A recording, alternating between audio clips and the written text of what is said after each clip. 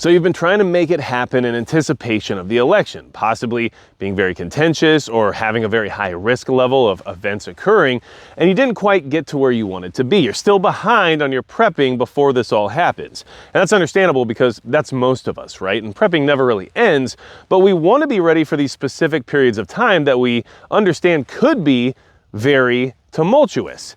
And unfortunately, we don't always make it to where we want to be. So I wanted to share 5 tips with you all from a prepper's perspective as to how to approach different categories of preparedness when it comes to not quite having what you want in those categories before this 0-day scenario that we have marked on the calendar, which, by the way, something may happen, nothing may happen. But this is a good exercise in preparedness to have this November 5th date and then realize that maybe by the time you get there, you're still not where you want it to be. And it gives you a good overview as to what you'll be lacking during any other type of SHTF scenario. So let me give you these 5 different prepper tips about how you can remedy the fact that you're still a little bit behind from where you want it to be. And I do want to mention that Midway USA is the biggest supporter of the channel. And thanks to them, I can get out here and make videos like this one and hopefully help those not only who want to be better prepared, but who don't want to be stressed out about their level of preparedness right before a very contentious time. So a big thanks to Midway USA, where you can obviously get a lot of equipment you might need to be better prepared. So the first tip, which is going to be based on categories, right? So this whole conversation is going to be 5 different examples of how you could approach an issue where you haven't really filled out your preparedness necessities in these categories, and then you can apply this to any other preparedness category that you would want to with the same concept. We're basically going to scale things back and take things back to a more rudimentary level in order to make it easier for you to feel that there's still a level of capability within each category, okay? So first off, a big one that a lot of people are concerned about is having no backup power systems. Not having any backup power available during an emergency is very concerning. And of course, power is very important here in the modern era. So if you don't have a generator yet, you don't have a solar power station, you don't have a true backup power system, and you're worried about what could happen to the grid during this period of time, well, the easiest approach to give yourself something in order to have some of your devices still up and running and be able to still produce light or receive radio transmissions or whatever it might be, is to just do the very basic thing. Make sure you have some batteries and have some power banks. Now, power banks don't have to be full-blown solar stations. What I'm talking about is those wallet-sized power banks that you can use to extend the battery life on a cell phone or something of that nature, right? I'm just trying to keep you powered up to a degree. So it's unfortunate, maybe you wanted to have a generator or something like that put together before this period of time, but you didn't quite make it there, and that's understandable because these things are expensive. But things that are much less expensive that can still give you some basic functionality are batteries and power banks. So I would highly recommend you at least acquire some additional batteries and at the minimum, a power bank that's compatible with your cell phone if you don't currently have one, because that will keep things up and running for much longer than if you didn't have them at all, okay? So you can kind of see how we're taking everything and almost minimalizing it, right? So the second tip in this video is going to be based on the idea of firearms redundancy, because that's a big category, an expensive category where a lot of people feel underprepared compared to others that they see online or other, let's just say, factions out there that seem to be well armed. So here's the thing. Maybe you didn't get the extra backup rifle you were looking to get, or maybe you didn't get the 10,000 rounds of ammunition you were trying to store away, or maybe you don't have the parts redundancy you were hoping to have in the sense of being able to maintain and repair a firearm into the future. These things are expensive, and that's hard to put together. It took me a very long time to get to the point where I'm at now when it comes to having quite a collection of firearms and parts and logistics and redundancies related to that particular category. So if you aren't there yet, but you were hoping to be there and you just didn't quite make it, right? Because we're still behind. That's the whole point of this video. Not a big deal, okay? What you can do right now in order to at least be better prepared and then give yourself a better chance of not needing some of those redundancies or whatever it may be if things really do go south, is to take the firearms you do have and just make sure they're very well maintained. Clean your guns. Make sure they're well lubricated. Make sure that you have checked your zeros on your optics, and that everything is functioning properly. And that'll at least give you a good start in case you ever find yourself in a situation where you need one of those particular tools, right? So I just wanted to mention that because it's overwhelming, especially in that category, to say, hey, well, I don't have 10,000 rounds of ammo. What am I going to do? Don't freak out about it. Honestly, like seriously, don't freak out about it, because the truth is that most likely you won't ever need to pull a trigger in your entire life. And that's what we should all hope for. But if it ever comes down to that, and you do need to, at least make sure that the weapon systems you have are well maintained and lubricated, so they are going to be as reliable as can be if that time ever comes. So if you didn't get to where you want it to be, that's what I would focus on right now. And like I said, check your zeros as well when it comes to your optics, and make sure that everything is exactly the way it needs to be, so there's no guessing happening if you ever find yourself in that position. And that's honestly good advice to people who even do have all these things squared away, right? Maintaining and cleaning all your stuff's a good idea, but especially if you don't have the redundancies to deal with a broken part or deal with an entire unit going down, well, at least this way you're giving whatever piece of equipment you're using the best possible chance you can, right? So, and like I said, you can apply this to just about anything. I mean, that exact logic could be applied to anything you have that uses a small engine, right? So any of your lawn care stuff or anything like a chainsaw or a lawnmower, it doesn't matter. Like, apply all of what I just said to any of those things as well, except for maybe checking your zero, but I don't know, you could apply it to alignment maybe. But regardless, this is good advice for anything related to something mechanical, right? If you don't have a spare, make sure the one you do have is maintained as best as possible. So, the third tip will be related to food, because most of us don't ever feel like we have enough food. I certainly don't. So what happens if you don't have as much food as you wanted to have before this election? Because a lot of people were hoping to have a lot put away, and maybe they didn't quite make it. I mean, things are expensive. Food is through the roof. People are not earning the wages that they used to, that in the sense of the ratio cost versus income, right? That has changed quite a bit. And so it's hard to put food away, because it's hard to even just have food to begin with when it comes to eating and sustaining yourself. So let's say you didn't make it to your goal of how much food you wanted to have on hand. That's okay.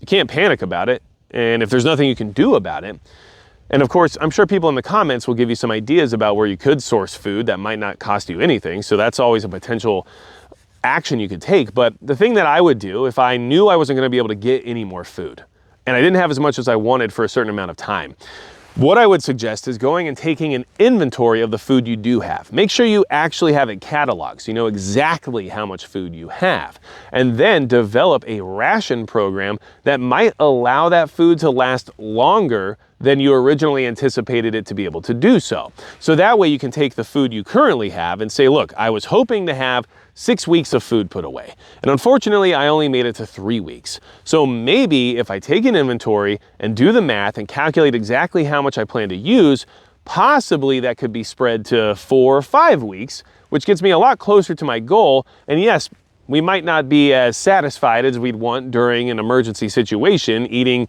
less calories per meal, but the food will last longer because we have a plan in place, rather than just buying a bunch of food and then just hoping it will last long enough. This gives you something you can work on that doesn't cost you anything and allows you to really understand exactly how much food you have stored. And I think this is good practice for anybody, regardless of the amount of food they have on hand, but especially if you didn't get as much as you were hoping to and now you're concerned or stressed out about it. This could alleviate some stress, because it'll allow you to actually take that number, whatever it may be in the sense of pounds or calories or however you're going to measure it out, and then apply it to a certain amount of time and know exactly what you need to do in order to make it through that time period. So that's my suggestion if you didn't make it to where you wanted to be at regarding food. Now, food's important, but even more important is water. So the fourth tip in this video, which, you know, is a tip related video apparently, is going to be if you're still fully dependent on the grid for your water and you didn't really acquire any redundancies for additional water streams. And when I say that, what I mean is maybe you don't have the capacity or the ability to have like rain catchment or any other form of water besides what comes out of your tap that's hooked up to the city. Well, obviously storing water is kind of the only other option that's somewhat affordable compared to trying to get a well put in or anything else that gives you water that's not hooked up to the system. So most people can't afford to just do that all of a sudden, right? And if you're not where you want to be in the sense of water, or you have no other water options besides what comes out of your tap at all, then I would say just be very basic about it and go to the store and just get a few racks of bottled water, some gallon jugs of water off the shelf, even those 5-gallon Culligan jugs that they have at some grocery stores or obviously at some other places as well. Get some of those and just put them aside because they're very inexpensive. I mean, water is about $1 a gallon prepackaged, right? And any water is better than no water. A rack of bottled water is 1,000 times better than fully relying on what comes out of your sink and then realizing, oh yeah, that's not working now, and having nothing at all to do after, right? Now, other good options are out there like water bobs, right? Where you can fill the bladder that lines your bathtub with water in case of an emergency, and that gives you a lot of water, but you know, that still costs money and that could still be a little bit out of reach for people who are struggling to get where they want to be already and don't have water systems at all in place. So it might be more feasible or practical to just go buy some racks of bottled water and go get some gallon jugs of bottled water and just put away whatever you can.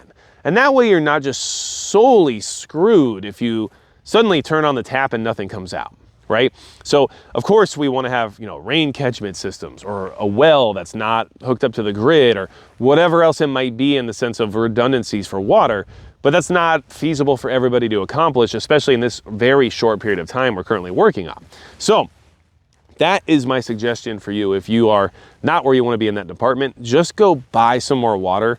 And I know a lot of people are struggling financially right now, which is why getting these goals done has been so difficult, most likely. And I understand that, but water is the cheapest thing you can go buy on this list, like in general, right? Even if you buy 1 gallon of water for like $1, that's still better than 0 gallons of water if you have nothing else on hand. So please just do that. It's going to be very important for you in any emergency, regardless of this election or not, right? Okay, so the 5th tip, number 5. This is a tough one. And this one is something a lot of people struggle with because there's so many hoops to jump through and it's very uncertain when it comes to what will or won't work during an emergency. And that's no additional communications.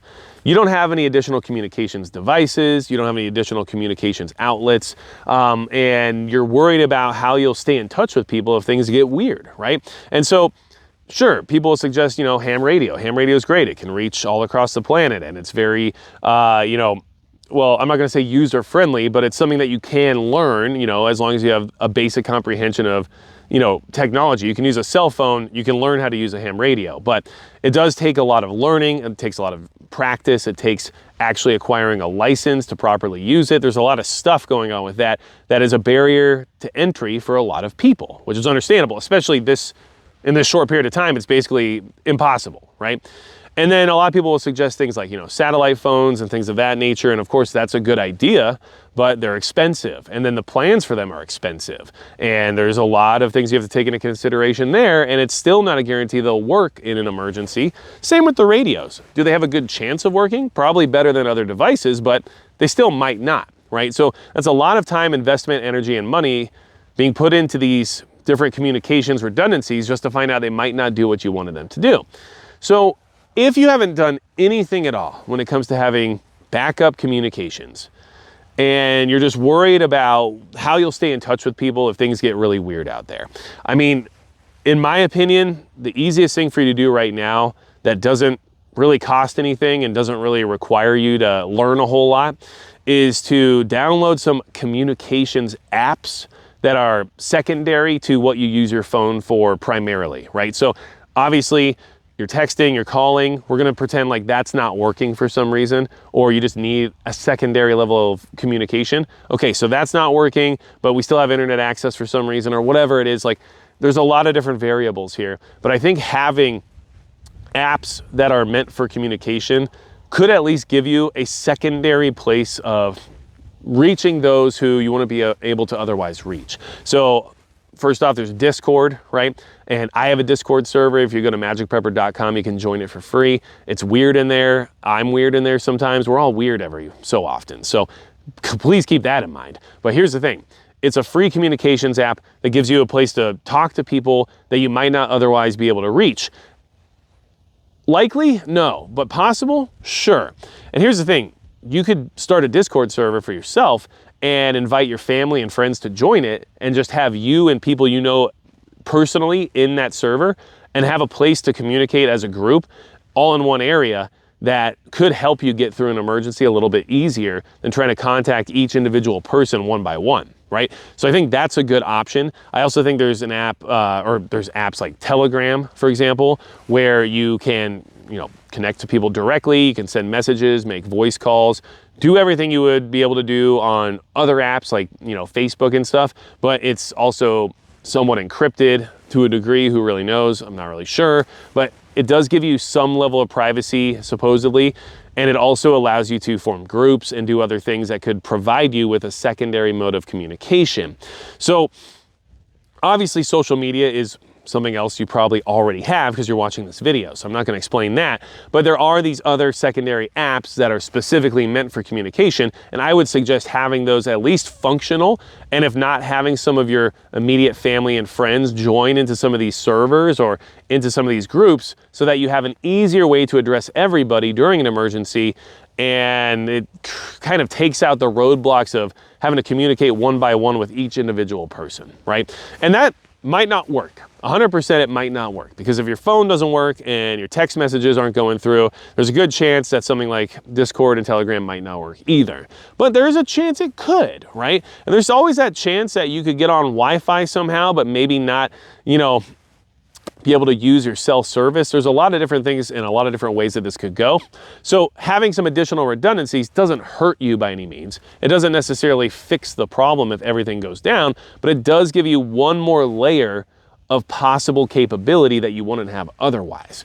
So those are my 5 tips for people who are still behind on their preps before the election, right? And look, the period of time after the election could be just as contentious, if not worse, than the election itself. Of course, the way things are looking right now, it would be relatively easy to assume not much might happen and that things will be relatively calm, but we don't know until we know. And you can't just move forward assuming that just because of the way things look. Things look great the day before an invasion, right? Like things are just the way they are until they're not. And so I work with a system of trigger events and a system of strategy based on what's happening around me as well as what's happening in the world.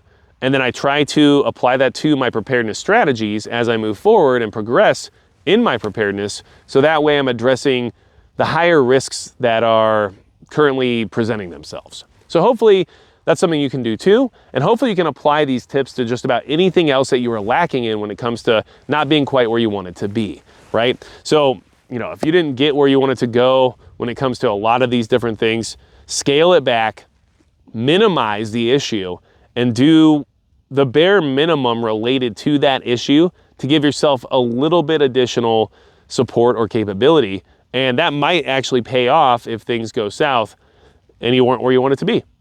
So let me know in the comments below if you have any other tips to add, or if you think any of the things that I just discussed were inaccurate or not necessarily helpful, and that's fine, because feedback is important. Not only do I learn from it, but the people in the comments section would learn from it as well, and I think that's beneficial. And of course, like I said before, you can join my Discord server on magicprepper.com. There's other stuff there too you might want to check out just in case. And don't stress out. And that was kind of the whole point of this video, is to say you shouldn't be panicked or stressing out about the fact that you didn't get exactly where you wanted to be with your preps. The fact that you're even doing anything at all is huge and moves you further past the average person by quite a bit. So just remember that anything you do is a payoff if anything ever happens, and puts you ahead of the pack by far. So you're doing a great job. Don't beat yourself up and don't stress out about it. Just take a step back, scale down, minimize, and understand that that's just where you're at. And if nothing happens at all, we're in a much better place because you still have created additional support for yourself. Let's hope nothing happens at all. I would love for anything I do related to preparedness to be a proverbial waste at some point in time, but it's really not a waste because I still have the things that I might decide to rely on at some point, even if it has nothing to do with an emergency event, and I enjoy it. And that's all there is to it. So, anything else you need from me, you know what to do. And besides that, that's going to be it for Magic Prepper.